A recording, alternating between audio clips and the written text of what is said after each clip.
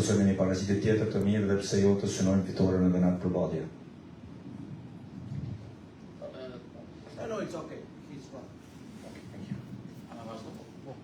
Cilën nga kombëtarët do doje të evitojë në mas? Domethënë po dihet vazoj të kundërshtarët potencial, cilën do doje të evitojë? We already know the potential opponents on March. Which one you would like not to play against in playoffs in March? Also wir haben jetzt noch ein Spiel am Dienstag gegen die Schweiz. Das ist das nächste wichtige Spiel und danach beschäftigen wir uns dann mit dem Gegner im März.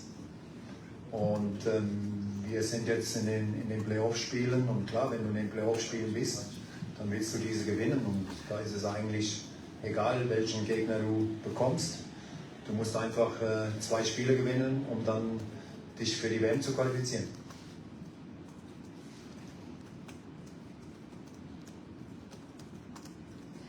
So the next important game is on Tuesday with Switzerland, and after this game we will start to think about who will be our next opponent.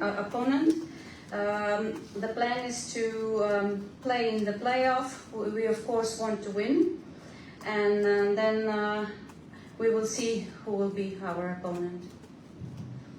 Nuk mund të flas aktualisht për ndeshjet e play-offit.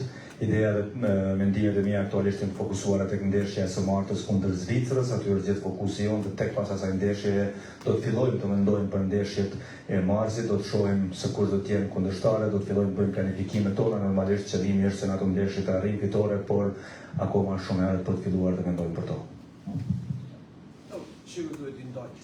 Antonia Reiser in TV Slowenien, zuerst die Gratuliere Sie für heute.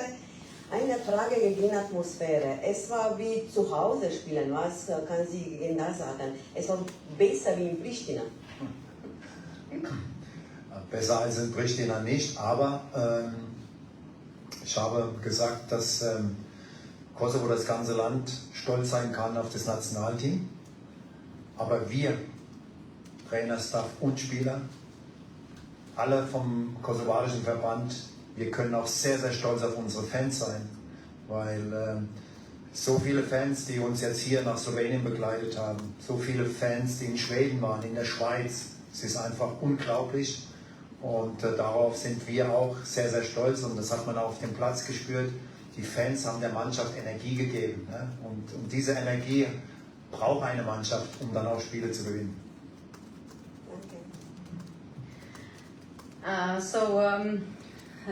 It was not better than in Pristina, but I think that the whole country can be very proud of the team.